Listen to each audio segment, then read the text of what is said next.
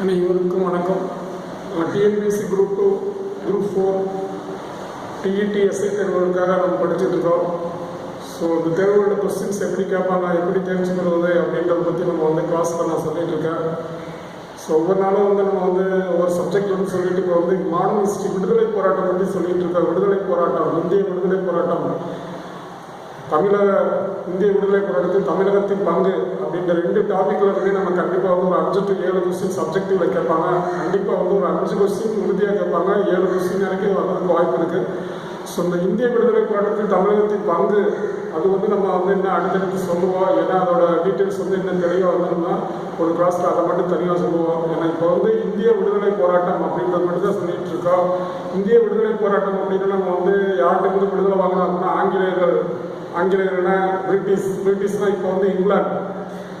அந்த இங்கிலாந்து இந்தியாவுக்கு வாணிபம் செய்யறதுக்காக வராங்க. வாணிபம் செய்யறதுக்காக வர 5 நாடுகளில் ஃபர்ஸ்ட் போர்த்துகீசியர்கள், டேனியர்கள், டச்சுக்காரர்கள், ஆங்கிலேயர்கள், பிரெஞ்சுக்காரர்கள். அந்த 5 பேரில் 3 பேர் அவங்களா போயிடுறாங்க. ப்ளஸ் ஆங்கிலேயர்களுக்கு பிரெஞ்சுக்காரர்களுக்கு தான் அவங்க வாணிபத்தில் பயங்கரமாக ஒரு போட்டி ஏற்பட்டு அவங்களே சண்டை இந்தியாவில் கர்நாடகாவில் பண்ணுறாங்க.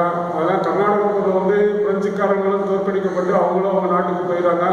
அப்புறம் கர்நாடக போருக்கு பின்னாடி ஆங்கிலேயர்கள் மட்டும் இந்தியாவில் வாணிபம் செஞ்சுட்டு இந்தியாவில் இருக்கக்கூடிய ஒவ்வொரு பகுதியாக கைப்பற்றுவதற்கு முயற்சி செய்து அப்படியே கைப்பற்றி இந்தியா 1757 1757 பிளாஸ்டிக் போர் அந்த கர்நாடக போர் 3ஆம் கர்நாடக போரில் இடையில இருக்கக்கூடிய அந்த பிளாஸ்டிக் போர் 3ஆம் கர்நாடக போர் நடக்கும்.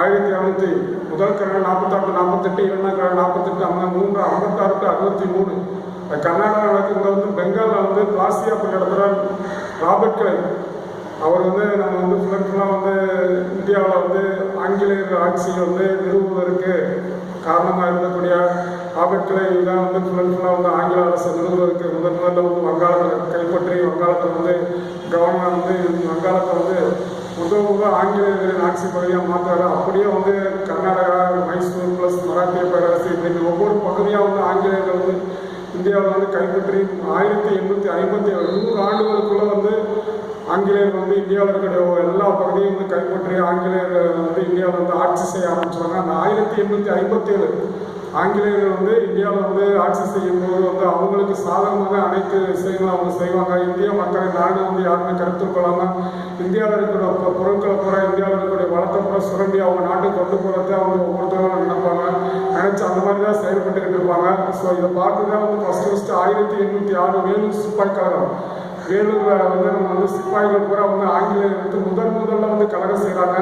ஏன்னா அதுக்கு முன்னாடி ஆங்கிலேயர் ஒவ்வொரு பகுதியாக கைப்பற்றினால அந்த வேலூரில் இருக்கக்கூடிய அந்த சிப்பாய்கள், திப்பு சிப்பாய்கள், பணியாற்றிய சிப்பாய்கள் அவங்க பூரா ஆங்கிலேயர்கிட்ட ராணுவத்தில் வேலை பார்த்துக்கிட்டு இருக்கும்போது ஆங்கில ராணுவம் அறிமுகப்படுத்திய சில அவங்களோட கொள்கைகள் ப்ளஸ் அவங்க அறிமுகப்படுத்திய சீர்திருத்தங்கள்லாம் இந்த தமிழக இந்திய சிப்பாய்களுக்கு கொஞ்சம் இதாக ஏற்படுத்துறதுனால முதல்ல ஆங்கிலேயத்துக்கு கலகம் செய்கிறாங்க.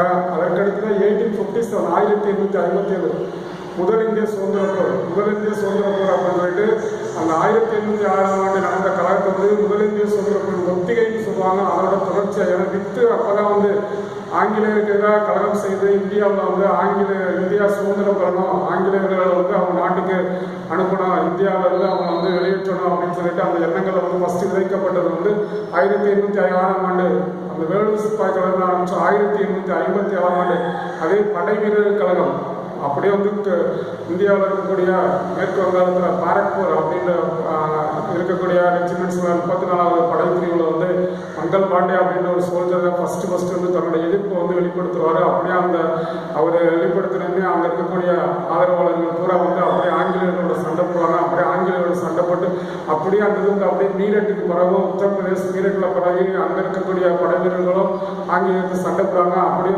உத்தரப்பிரதேசம் ஜான்சி ராணி லட்சுமிபாய் கான் அப்படியே ஒவ்வொரு பகுதியாக பரேலி ப்ளஸ் டெல்லி ப்ளஸ் மத்திய இந்தியாவில் ஜான்சி இந்த மாதிரி ஒவ்வொரு இடத்துலையும் ஆங்கிலேயத்துக்கு கலகம் செய்வாங்க. படை வீரர்கள் ப்ளஸ் படை வீரர்களோட சேர்ந்து மன்னர்கள் சேர்ந்து ஆங்கிலேயத்துக்கு சண்டை போடுவாங்க. இதான் 1857ஆம் ஆண்டு முதல் இந்திய சுதந்திர போர் சிப்பாய் கழகம் அப்படின்னு சொல்லி ஆங்கில வரலாற்று ஆசிரியர் இது வெறும் படை வீரர் கழகம் வர்ணிப்பாங்க. ஆனால் இந்திய வரலாற்று ஆசிரியர்கள் பி.டி. சவர்கர் முதல் இந்திய இந்திய சுதந்திர போர், ஆங்கிலேயர்கள் சுதந்திரம் வாங்க இந்தியர்கள் செய்த முதல் போர் அப்படின்னு வர்ணிக்கப்பட்டு அப்படியே வந்து அந்த இது வந்து அப்படியே வேறு கொண்டு ஆரம்பிச்சு அங்கங்கே வந்து இந்தியர்களோட மத்தியில் வந்து தேசிய விடுதலை பற்றியும் எண்ணங்கள் உண்டாச்சு.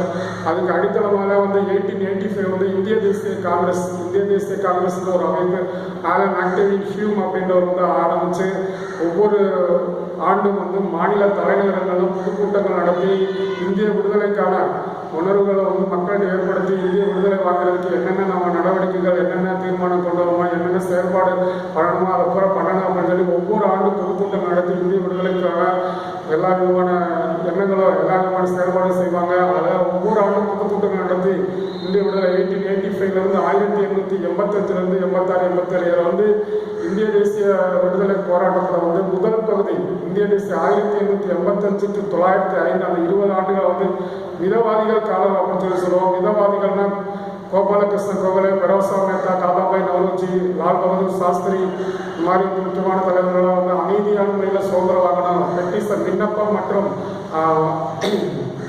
கோரிக்கை போல வந்து நம்மளோட தேவையான வந்து பெற்றுக்கொள்ளணும் அப்படின்னு சொல்லி அவங்கள்ட்ட வந்து அமைதியான முறையில் சுதந்திரம் வாங்கணும் அப்படின்னு சொல்லி அவங்க முயற்சி செய்வாங்க.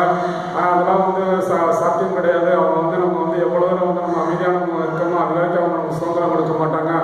அவங்கள்ட்ட இருந்து நம்ம சுதந்திரம் வாங்கணும் அப்படின்னா நம்ம வந்து அவங்க நாட்டை விட்டு வெளியேற்றுவதை தவிர வேறு வழி இல்லை. அவங்க வந்து நம்ம நாட்டுக்கு சுதந்திரம் அவங்க யார் வாணியம் செய்யவங்க அவங்க நாட்டுக்கு போகட்டும் அப்படின்னு சொல்லிட்டு தீவிரவாதம் அப்படின்னு சொல்லிட்டு போராட்டத்தின் மூலம் சுதந்திரம் வாங்கணும் அப்படின்னு சொல்லிட்டு ஃபுல்லாக போராடணும், உரிமையை கிடைக்கணும் அப்படின்னா அனைவரும் வந்து போராடணும். அவங்களுக்கு பயந்து நம்ம வந்து செயல்படக்கூடாது. அவங்களுக்காக நம்ம இந்திய மக்களுக்காக வந்து நம்ம அனைவரும் வந்து போராடணும் அப்படின்னு சொல்லிட்டு வந்து தீவிரவாதம் அப்படின்னு சொல்லிட்டு பாலகங்காதர திலகர், லாலா லஜபதி ராய், பிபின் சந்திரபால், அரவிந்த கோஷ், வஉசி, பாரதியார் இவங்கெல்லாம் வந்து அவர் தீவிரவாதம் அப்படின்ற ஒரு அமைப்போடு செயல்படக்கூடிய எண்ணங்களை வந்து உருவாக்கி தீவிரவாதம் அந்த மாதிரி வந்து எண்ணங்களை வந்து உருவாக்கி மக்கள்கிட்ட வந்து விடுதலை உணர்வை ஏற்படுத்துவாங்க. இந்த மாதிரி தீவிரவாதிகள் மிதவாதிகள் இவங்க ரெண்டு பேர்த்துக்குள்ள இந்திய தேசிய காங்கிரஸ்குள்ள 1907 பிரிவு ஏற்பட்டு சூரத் கிளவுல வந்து பிரிஞ்சுவாங்க. ஸோ 1885 1905 வரைக்கும் மிதவாதிகள் காலம், 1905 1915 வரைக்கும் வந்து தீவிரவாதிகள் காலம். 1916 1917 நம்ம வந்து ஃபுல்லாக வந்து காந்தியம் காலம். காந்தி 1947 1917 1947 வரைக்கும் காந்தி சுதந்திரம் வாங்குற வரைக்கும் காந்தி விடுதலை போராட்டத்தில் வர்றது வந்து 1919 ஆனால் 16 17 18 வந்து இந்தியாவில் வந்து ஒரு சில இதில் ஈடுபடுவார் போராட்டங்கள்லாம். சம்பரன் சத்தியாகிரகா, கேடக் சத்தியாகிரகா, அகமதாபாத் மினிஸ்டர் அப்படின்னு 3 ஈவெண்ட் சொல்லிப்போம். அதில் வந்து அவர் ஈடுபட்டுட்டு 1919 ஜாலிவாலாக்கு இரங்கல் தீர்மானத்தில் தான் வந்து அவர் ஃபுல்லாக விடுதலை போராட்டத்தில் வந்து தன்னை அர்ப்பணித்து விடுதலை போராட்டத்துக்காக வந்து தன்னோட வாழ்நாள் அவர் வந்து தன்னோட இதை வந்து பயன்படுத்தி செயல்படுவார். ஸோ அதில் 1947 வரைக்கும் 48 இறக்கும் வரைக்கும் வந்து இந்திய விடுதலைக்காக 47 இந்திய விடுதலை வாங்கினாலும் இந்திய ஒற்றுமைக்காக வந்து முயற்சி பண்ணுவார். ஸோ இந்த மாதிரி வந்து காந்திய காலம் அப்படின்னு சொல்லி 3 விதமாக வந்து தீவிரவாதிகள், ஃபஸ்ட்டு மிதவாதிகள் காலம் அமைதியான முறையில் அதில் போராடுறாங்க. அடுத்தது 1905 1915 வரைக்கும் வந்து 16 வரைக்கும் வந்து தீவிரவாதிகள் காலம். அது வந்து நம்ம வந்து பாலகங்காதர இவங்கெல்லாம் வந்து போராட்டம் மூலம் அவங்கள்ட்ட வந்து நம்ம வந்து போராடணும், உரிமைக்காக போராடணும், பயப்படக்கூடாது, நம்மளோட கருத்துக்களை வந்து சுதந்திரமாக வெளிப்படுத்தி நம்ம வந்து எந்த அளவுக்கு வந்து நம்ம வந்து சுதந்திரமாக நம்ம வந்து பெறுவதற்கு முயற்சி பண்ணணும் அப்படின்னு சொல்லி அவங்க முயற்சி செய்வாங்க. அதே தான் வந்து நம்ம வந்து காந்தியம் காலம் 3 காலத்தில் வந்து நம்ம ஒவ்வொன்றா சொல்லிக்கிட்டு இருக்கோம். ஒவ்வொன்றா சொல்லி வந்து மேக்ஸிமம் எல்லா கொஸ்டினும் வாசிச்சாச்சு. ஏன்னா இந்திய விடுதலைக்காக வந்து நம்ம வந்து இப்போ காந்தியம் காலம் ஃபஸ்ட்டு வந்து யார் என்னென்ன இயக்கங்கள் ஆரம்பித்தாங்க அப்படின்லாம் உலகம் சொல்லியாச்சு. என்னென்ன 1985 அப்படியே ஒவ்வொரு காங்கிரஸ் மாநாடு நடக்கும்போது என்னென்ன சட்டம் கொண்டு வந்தாங்க, அந்த சட்டத்து மூலம் என்னென்ன கொண்டு வராங்க அப்படின்னு சொல்லுவாங்க. இப்போ 1905 வங்க பிரிவினை தான் நமக்கு ரொம்ப முக்கியம். வங்காளத்தை 2ஆக பிரிப்பாங்க. அது ஒரு மிகப்பெரிய நிகழ்ச்சியாக இருக்காது. அந்த நிகழ்ச்சினால தான் வந்து சுதேசி இயக்கம் ஆரம்பிப்பாங்க. சுதேசி இயக்கம் அப்புறம் தமிழ்நாட்டில் சுதேசி இயக்கம் 1905 சுதேசி இயக்கம், 1906 தமிழ்நாட்டில் சுதேசி இயக்கம். அதே மாதிரி முஸ்லீம்கள் பூரா வந்து விடுதலை வாங்கணுன்றக்காக ஒரு அமைப்பு 1906 வந்து சுதேசி இயக்கம். முஸ்லீம் லீக் ஆரம்பிக்கிறாங்க. முஸ்லீம் லீக் நவாப் சலீமுல்லா ஆரம்பிக்கிறாங்க. 1907 தான் இவங்க 2 பேரும் பிரிஞ்சுறாங்க. தீவிரவாதிகள் மிதவாதிகள் பிரிஞ்சுறாங்க. 1909 மிண்டோ மாநில சீர்திருத்தம். 1911 வங்க பிரிவினை நீக்குவாங்க. இந்தியாவின் தலைநகர் கல்கட்டா வந்து டெல்லியாக மாற 1911 1913 லாலா ஹர்தயா காதல் இயக்கம் அப்படின்னு சொல்லி சான் பிரான்சிஸ்கோவில் ஸ்டார்ட் பண்ணாரு. இந்திய விடுதலைக்கு ஆதரவாக 1914 முதல் உலக போர் ஸ்டார்ட் ஆகும். 1916 தன்னாட்சி இயக்கம் ஹோம் ரூல் இயக்கம் மும்பையில் வந்து திலகர் ஆரம்பிப்பார். சென்னையில் வந்து அன்னிபெசன் ஆரம்பிப்பாங்க. அப்புறம் தான் வந்து 1916 வந்து நம்ம வந்து ஃபுல்லாக லக்னோ காங்கிரஸ், லக்னோ உடன்படிக்கை, லக்னோ நடைபெறக்கூடிய காங்கிரஸ் தான் லக்னோ உடன்படிக்கை. அந்த லக்னோ உடன்படிக்கை தான் ஃபுல்லாக வந்து நம்ம வந்து இந்திய தேசிய காங்கிரஸ் பிரிஞ்ச தீவிரவாதிகள் மிதவாதிகள் ஒன்றாக இணைவாங்க. அதே மாதிரி இந்திய தேசிய காங்கிரஸ் முஸ்லீம்களுக்கு ஒன்றாக இணைந்து சுதந்திரத்துக்காக போராடுவாங்க. இந்த காங்கிரஸ் மாநாட்டில் தான் நம்ம காந்தி நேரு முதல்ல சந்திப்பாங்க. அப்புறம் 1900 காரணம் கூட வந்து அன்னிபெசன்ட் 1917 அன்னிபெசன்ட் அவையார் காங்கிரஸ் மீட்டிங்கு தலைமையேற்று ப்ளஸ் இந்தியாவோட விடுதலைக்கு வந்து அவர்களும் வந்து தன்னோட இதை வந்து செயல்பாடு வந்து அர்ப்பணிப்பாங்க. ஸோ அப்படியே 1919 ரவுலட் சட்டம், வாயெடுப்பு சட்டம், கருப்பு சட்டம் ஏற்றாங்க. யாரையும் முன்னறிவிப்பிட்டு கைது செய்யலாம், விசாரணையின்றி சிறையில் அடைக்கலாம் அப்படின்னு சொல்லிட்டு இது வந்து இந்திய விடுதலை போராட்டத்தில் ஈடுபடுறவங்களுக்கு ஒரு தயக்கத்தையும் அச்சத்தை ஏற்படுத்தும். அதனால வந்து அதை திருப்பி வாங்குங்க, வாபஸ் வாங்கன்னு போராட்டம் செய்வாங்க. அது போராடும் போது வந்து பஞ்சாப்ல வந்து நம்ம 2 தலைவர்கள் லாகூர்ல வந்து நம்ம வந்து ஃபுல்லாக வந்து 2 தலைவர்களை கைது செய்வாங்க. அதில் வந்து டாக்டர் சத்யபால், சாஹிப்தீன் கிச்லு அப்படின்னு 2 பேரை கைது செய்வாங்க. அவங்கள வந்து விடுதலை செய்யணும், ப்ளஸ் வந்து இந்த சட்டத்தை திருப்பி வாங்கணும் அப்படின்னு சொல்லிட்டு பஞ்சாப்ல அமிர்தசரஸ்ல ஜாலியன்வாலா அப்படின்ற ஒரு பூங்காவில் எல்லா பேரும் பொதுக்கூட்டம் நடத்துவாங்க. அப்போதான் பஞ்சாபோட ராணுவ தலைமை ஜெனரல் ஓ டயர் அப்படியே நேராக அப்படியே இந்த பீரங்கி வண்டி காவலர்களை கூட்டு போய் முன்னாடி நின்று முன்னறிவிப்புலாக மக்களை வந்து நோக்கி சுட சொல்லிடுவாங்க. அதில் வந்து 1652 சுற்றுகளில் வந்து 350 பேர் வந்து இறந்துருவாங்க. 1500 பேர் காயப்பட்டு பயங்கரமாக வந்து ஜாலியன்வாலா படுகொலை இந்திய வரலாற்றில் ஒரு மிகப்பெரிய பயங்கரமான ஒரு மோசமான படுகொலை. கொடியது பாடநிலை கொடியது பஞ்சாப் படுகொலை அப்படின்னு அந்த பஞ்சாப் படுகொலை பயங்கரமாக இது பண்ணுவாங்க. ஸோ அதுக்கடுத்தா காந்தி முழுமையாக வந்து தன்னை ஈடுபடுத்தி இனிமேல் நம்மளை ஈவு இறக்கம்லாம் மக்களை சுட்டு கொண்டதுனால வந்து அவங்களுக்கு ஒத்துழைக்கக்கூடாது. ஒத்துழையாமை இயக்கத்தை 1920 ஆரம்பிக்கிறாரு. ஒத்துழையாமை இயக்கம் அப்படியே முழு வீச்சில் எல்லா பேரும் வந்து 3 நிலைகளில் கடைபிடிக்கப்பட்டது. முதல்ல அவங்க கொடுத்த விருதுகளையும் பட்டங்களையும் திருப்பி கொடுக்கணும். அதுதான் நைட்ஹுட் அப்படின்ற பட்டத்தை வந்து நம்ம வந்து ரவீந்திரநாத் தாகூர் திறப்பாரு. கேசரி ஹிண்ட் அப்படின்னு சொல்லிட்டு சரோஜி நாயுடு, சர்பட்டா அப்படின்னு சொல்லிட்டு 2 இந்த மாதிரி வந்து திருப்பி அவங்கள்ட்ட கொடுப்பாங்க. 2வது வந்து புறக்கணித்தல் அப்படின்னு சொல்லிட்டு அவங்க ஆங்கிலேயர்கள் நடத்தக்கூடிய கல்லூரிகள், அலுவலகங்கள், பள்ளிகள் எல்லாமே வந்து புறக்கணிக்கணும். 3வது அவங்க விதிக்கிற வரியை வந்து நம்ம செலுத்தக்கூடாது அப்படின்ற 3 நிலைகளை ஒத்துழையாமை இயக்கம் முழு வீச்சில் போயிட்டு இருக்கோம். அப்போதான் வந்து 1922 சௌரி சௌராவில் வந்து விவசாயிகள் நடந்தக்கூடிய அந்த ஊரில் இருக்கக்கூடிய விவசாயிகள் வந்து இந்த மாதிரி ஒத்துழையாமை இயக்க போராட்டத்தில் கலந்துக்கிட்டும் போது அங்கே இருக்கக்கூடிய காவலர்கள் போய் தடியை நடத்துவாங்க. அதில் விவசாயி பயங்கரமாக தாக்கப்பட்டு உயிரிழக்கிற நேரத்தில் உயிரிழந்து தருவாய்க்கு வருவார். அதை பார்த்து அங்கே இருக்கக்கூடிய விவசாயிகள் கூட வந்து நம்ம மனிதர்கள், நம்ம மக்கள், நம்ம உறவினத்தில் அடிச்சிட்டாங்க, அதனால வந்து அவங்கள போய் என்ன பண்ணுவோம் அப்படின்னு சொல்லிட்டு போய் சௌரி சௌரா அப்படின்ற இருக்கிற காவல் நிலையத்தில் மன்னனை வந்து தீயப்படுத்தி விட்டுருவாங்க. அதில் 22 பேர் காவலர்கள் ஆங்கில காவலர் இறந்ததை பார்த்து காந்தியடிகள் இந்தியர்கள் வந்து வன்முறை இல்லாமல் போராடணும், அஹிம்சை மற்றும் சத்தியாகிரக முறையில் தான் போராடணும். அப்போதான் நம்ம அப்படி தான் சுதந்திரம் வாங்கணும். வன்முறையில் ரத்தம் சிந்தாமல் நம்ம வந்து யாரையும் வந்து துன்புறுத்தாமல் நம்ம வந்து சுதந்திரம் வாங்கணும்.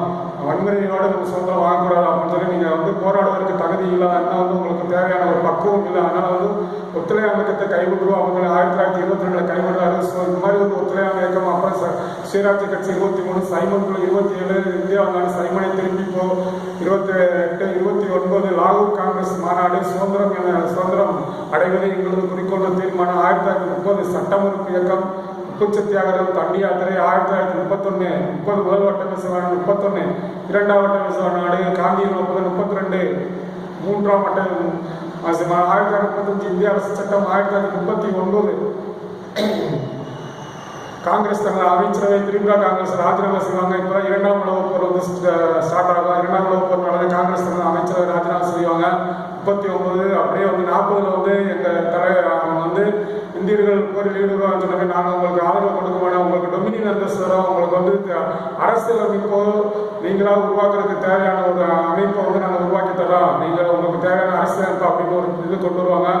அப்புறம் டொமினியன் ஸ்டேட்டஸ் கொண்டுடும் அப்படின்னு சொல்லுவாங்க. 40 வந்து அது வந்து ஆகஸ்ட் பன்கொடைன்னு சொல்லி அதுவும் தோல்வியில் முடிஞ்சிடும். 1942 வெள்ளை நீர் வெளியேறு தீர்மானம் மும்பையில் வந்து அதாவது கிரிப்ஸ் தூதுக்குழு அவங்களும் வந்து ஸ்டாப்ஃபோர்டு கிரிப்ஸ் தலைமையில் ஒரு அறிக்கை பண்ணுவாங்க, அதுவும் தோல்வியில் முடிஞ்சிடும். அதான் காந்தியடிகள் இனிமேல் நம்ம சுதந்திரம் கொடுக்க மாட்டாங்க, இனிமேல் நான் பொறுமையாக இருக்க மாட்டேன், சுதந்திரம் கொடுங்கலாம், நாட்டை விட்டு வெளியேறுங்க அப்படின்னு சொல்லிட்டு 1942 வந்து வெள்ளை வெளியேறு தீர்மானம் மும்பையில் மறக்க முடியாத சொற்கள். அப்போதான் காந்தி வந்து முழுமையாக வந்து பயங்கரமாக வந்து ஆங்கிலேயருக்காக அவங்க வந்து ஃபுல் அண்ட் ஃபுல்லாக நான் எதிலும் திருப்தி அடைய மாட்டேன், சுதந்திரத்தை கொடுங்க, நாட்டை விட்டு வெளியேறுங்கன்ற போராட்டத்தை வந்து எல்லா பேரும் செய்யுங்க, நாட்டுக்காக போராட்டம் செய்யுங்க, செத்து மடிங்க இல்லாட்டி அப்படின்னு சொல்லி செய் அல்ல செத்து மடி போராட்டம் செய்யுங்க, இல்லை அப்படின்னா போய் சாகுங்க அப்படின்ற மாதிரி வந்து போராட்டம் செஞ்சு சாகுங்க, போராட்டம் செய் இல்லாட்டி உயிரோட இருக்குது, செய் அல்ல செத்துமை டூ ஆர் டை அப்படின்னு சொல்லி காந்தி வந்து அழைக்கும். அப்படியே அனைவரும் அந்த போராட்டத்தை நாடு முழுவதும் எங்கு பார்த்தாலும் பயங்கரமான கிளர்ச்சிகளும் போராட்டங்களை பார்த்து ஆங்கிலேயர்கள் வந்து முதல்ல பயந்து சரி நீ அடுத்து விடுதலைக்கு தவிர வேறு எந்த விடுதலைன்ற ஒரு உணர்வு உண்டாகும். இந்த டைமில் அங்கே 1940 வந்து அங்கே இங்கிலாண்டில் வந்து ஆட்சி வந்து மாறும். அங்கே வந்து எலெக்ஷன் வந்து தொழிலாளர் கட்சி லேபர் கட்சி அட்லீஸ்ட் வந்து நாங்கள் ஒரு ஆட்சிக்கு வந்தோம் அப்படின்னா வந்து நாங்கள் வந்து சுதந்திரம் கொடுத்துருவோம் அப்படின்னு சொல்லி அவங்க வந்து ஒரு இது சொல்லுவாங்க. அது பிரகாரம் வந்து 1942 அவங்க வந்து ஜெயிச்சிருவாங்க. ஜெயிச்சு இந்தியாவுக்கு சுதந்திரத்துக்கு 1945 இப்போதான் வந்து இடைக்கால அரசு. அதுக்கு முன்னாடி 43 வந்து சுபாஷ் சந்திர போஸ் வந்து நம்ம இந்திய தேசிய ராணுவம் நிறுவுறாரு. நிறுவி வந்து அப்படியே சிங்கப்பூர் நிறுவி அப்படியே மணிப்பூர் வரைக்கும் கொண்டு வந்துடுவாங்க. டெல்லி செலவு ஜெயின் அப்படின்னு சொல்லி முழங்கி வந்து டெல்லி வரைக்கும் வந்து டெல்லிக்கு போங்க, மணிப்பூர் வரைக்கும் வந்துடுவாங்க. அப்புறம் வந்து அவரோட இது வந்து செயல்பாடு இல்லாதனால அப்படியே அந்த தேசிய படையில் போயிடும். அப்படின்னா 45 வேவல் திட்டம் அப்படின்னு சொல்லி போடுவாங்க. 46 இடைக்கால அரசு இந்திய அரசியல் நிர்ணய சபை உருவாக்கி 1947 வந்து இந்தியாவுக்கு விடுதலை கொடுக்கறதுக்கான இது கொண்டு வராங்க. மவுண்ட் பேட்டன் திட்டம் கொண்டு வந்து 1947 ஆகஸ்ட் 15 வந்து அதுக்கு சுதந்திரம் கொடுக்குறாங்க. இதெல்லாம் இன்னும் வந்து நம்ம தெளிவாக வந்து புத்தகத்தில் வந்து நோட்ஸ் இருக்கு. அதுக்கு அடுத்து புத்தகத்தில் இருக்கிறது வாசிப்போம். ஜஸ்ட் வந்து இப்போதைக்கு வந்து நம்ம வந்து புத்தகத்தில் வந்து தொகுக்கப்பட்ட ப்ரீவியஸ் கொஸ்டின் பேப்பர் ப்ளஸ் முக்கியமான கேள்விகளை வந்து நம்ம வாசிச்சுட்டு இருக்கோம். அதெல்லாம் இன்னைக்கு அப்படியே நான் கண்டினியூ பண்ணுறேன். இந்திய விடுதலை போராட்டத்தோட கடைசி தருவாயில் வந்தனால இந்திய விடுதலை போராட்ட தமிழகத்தின் பங்கு மட்டும் அடுத்தது நம்ம வாசிப்போம். இப்போதைக்கு வந்து இன்னும் கொஞ்சம் கொஸ்டின்ஸ் இருக்குது. அதே அப்படியே வாசிச்சுட்டு இந்திய விடுதலை போராட்டத்தோட முக்கியமான கேளுங்க கேட்டீங்க அப்படின்னா உங்களுக்கு ஒரு தெளிவு கண்டிப்பாக வந்து நம்ம வந்து எக்ஸாமில் வந்து கேட்கக்கூடிய கொஸ்டின்ஸ் என்னென்னு தெரிஞ்சுக்கலாம். அதை வச்சு நீங்கள் படிக்கணும். கொஞ்சம் தெளிவாக வந்து நீங்கள் வந்து புரிஞ்சு படிக்கலாம். ஸோ எதையுமே வந்து நம்ம வந்து புரிஞ்சு படித்தா தான் உங்களுக்கு எதுவுமே மறக்காது. மனப்பாடம் பண்ணாமல் சீக்கிரம் மறந்துடும் அப்படின்றபோது உங்களுக்கு வந்து கொஸ்டின் போய் அங்கே ஆன்சர் பண்ண முடியாது. புரிஞ்சு படிச்சிட்டிங்கன்னா மறக்காது. எப்பப்போ என்னென்ன நிகழ்வு நடந்தது, என்னென்ன நிகழ்வில் யாராவது எப்படி கலந்துக்கிட்டாங்க அப்படின்றது வந்து நீங்கள் கதையாக தெரிஞ்சு நீங்கள் படிச்சிட்டீங்க அப்படின்னா என்றைக்கும் மறக்காது. அதோடு நீங்கள் படித்தாதான் உங்களுக்கு எல்லாமே வருடங்கள்லாம் ஞாபகம் இருக்கும். இல்லாட்டி வருடத்தை நீங்கள் மரணம் செஞ்சுருந்தீங்க அப்படின்னா வந்து அது சீக்கிரம் மறந்து போயிடும்.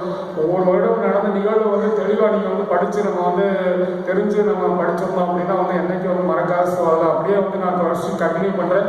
அப்படியே கேளுங்க. கிரிப்ஸ் தூதுக்குழு 1942 வெள்ளை வெளியேறு தீர்மானம் கொண்டு வரப்பட்ட காங்கிரஸ் மாநாடு மும்பையில் 1942. அதே மாதிரி வந்து செய்யது செத்துமடி என்று கூறியவர் காந்தி, ஜெயின் டெல்லி செலவு என்று கூறியவர் முழங்கியவர் நேதாஜி. காங்கிரஸ் தனது அமைச்சரவை ராஜினாமா செய்த ஆண்டு 1939 திரிபுரா காங்கிரஸ். இந்திய தேசிய ராணுவம் நேதாஜி 1943 சிங்கப்பூர்ல உருவாக்குறாரு. ஹரிஜன் இளைய இந்தியா ஆகிய பத்திரிகைகள் தொடங்கியவர் காந்தி. வேவல் திட்டம் சிம்லா மாநாடு 1945. அமைச்சரவை தூதுக்குழு இடைக்கால அரசு அமைச்சரவை தூதுக்குழு வந்தது வந்து 1946. அந்த அமைச்சரவை தூதுக்குழுவில் யாராக இருக்காங்கன்னா தலைவர் பெத்தி Clarence, AV Alexander, Stafford grips. அதுமாதிரி இடைக்கால அரசு உருவாக்கப்பட்ட ஆண்டு 1946. பிரதமர் ஜவஹர்லால் நேரு. முஸ்லீம் லீக் வந்து ஒரு நேரடி நடவடிக்கை நாள் அப்படின்னு ஒரு நாள் வந்து அவங்க வந்து அனுசரிக்கிறாங்க. ஆகஸ்ட் 16, 1946. பாகிஸ்தான் தினம் அப்படின்னு அனுசரிக்கப்படுது மார்ச் 27, 1947. பாகிஸ்தான் தினம் என்று அனுசரிக்கப்படும் நாள் மார்ச் 27, 1947. முகமது அலி ஜின்னா அனுசரிக்கிறாரு. அதே மாதிரி வந்து ஃபார்வர்டு பிளாக் முற்போக்கு கட்சியை தொடங்கியவர் 1939. சுபாஷ் சந்திர போஸ். மவுண்ட் பேட்டன் திட்டம் கொண்டு வரப்பட்ட ஆண்டு ஜூன் 3, 1947. இந்தியாவின் கடைசி கவர்னர் ஜெனரல் மவுண்ட் பேட்டன். அவர் தான் சுதந்திர இந்தியாவின் முதல் கவர்னர் ஜெனரலும் மவுண்ட் பேட்டன் தான். சுதந்திர இந்தியாவின் முதல் இந்திய கவர்னர் ஜெனரல் ராஜாஜி. சுதந்திர இந்தியாவின் முதல் பிரதமர் நேரு. முதல் குடியரசுத் தலைவர் ராஜேந்திர பிரசாத். இந்தியா சுதந்திரம் வாங்கினால் ஆகஸ்ட் 15, 1947. குடியரசு நாள் ஜனவரி 26, 1950. இந்தியா சுதந்திரம் அடைந்த போது இங்கிலாந்தின் பிரதமராக இருந்தவர் அட்லி பிரபு. இந்தியா சுதந்திரம் அடைந்த போது இந்தியாவில் உள்ள சுதேச சமஸ்தானங்கள் எண்ணிக்கை 565, 562 வந்து சுதேச அரசுகள் இந்தியாவில் இணைஞ்சிருவாங்க. 3 பகுதிகள் இணைய மாட்டாங்க, காஷ்மீர், ஹைதராபாத், ஜூனாகத் அப்படின்னு சொல்லி. அதை இணைத்தவர் வந்து சர்தார் வல்லபாய் பட்டேல். இந்த சுதேச சமஸ்தானங்களை கூட இந்தியாவில் இணைத்தவர், இந்தியாவின் பிஸ்மார்க், இந்தியாவின் இரும்பு மனிதர் என்ற வகையில் சர்தார் வல்லபாய் பட்டேல். அவர் வந்து பிஸ்மார்க், ஜெர்மனியை ஒருங்கிணைத்த பிஸ்மார்க் மாதிரி இந்தியாவை கூட ஒருங்கிணைத்தவர், இந்தியாவின் இரும்பு மனிதர் சர்தார். இந்தியாவின் முதல் துணை பிரதமர், இந்தியாவின் முதல் உள்துறை அமைச்சர், இந்தியாவோட உள்துறை அமைச்சர் சர்தார் வல்லபாய் பட்டேல். இந்தியாவின் இருமனை இந்தியாவில் சுதேச சமஸ்தானங்கள் கூட ஒன்றாக இணைத்த சர்தார் வல்லபாய் பட்டேல். காஷ்மீரை ஆண்ட இந்திய அரசர் மகாராஜா ஹரிசிங், காஷ்மீரில் இருந்த ஒரு காலத்தில் ஆசாத் காஷ்மீருக்கான இப்போ காஷ்மீர் வந்து இந்தியாவோட 2 யூனியன் பிரதேசமாக மாறிடுச்சு. இந்தியாவோட இணைய மறுத்த அரசு வந்து காஷ்மீர், ஹைதராபாத், ஜூனாகத். இந்த காஷ்மீர், ஹைதராபாத்தோ இந்தியாவோட இணைந்த ஆண்டு 1948, ஜூனாகத் இந்தியாவோட இணைந்த ஆண்டு 1949, பிரெஞ்சு பகுதிகள் இந்தியாவோட இணைந்த ஆண்டு 1954, போர்த்துகீசிய பகுதி இந்தியாவோட இணைந்த ஆண்டு 1961, காந்திஜி கொலை செய்யப்பட்டால் சுட்டுக் கொல்லப்பட்டனர் ஜனவரி 30, 1948, சுட்டுக் கொண்டவர் வந்து நாதராம் கோட்சே. ஸோ இந்த இந்திய தேசிய விடுதலை போராட்டத்தில் முக்கியமான கேள்விகள் பூரா இப்போதைக்கு வாசிச்சாச்சு. ஸோ இதை மட்டும் நீங்கள் திருப்பி கேளுங்க. இதை கேட்டீங்க அப்படின்னா உங்களுக்கு வந்து ஓரளவுக்கு எக்ஸாம்லேயும் வந்து யூஸ்ஃபுல்லாக இருக்கும், அதே மாதிரி வந்து உங்களுக்கு படிக்கிறதுக்கும் கண்டிப்பாக ஒரு பயனுள்ளதாக இருக்கும். ஸோ மீண்டும் அடுத்த கிளாஸில் சந்திக்கிறேன். நன்றி, வணக்கம், see you.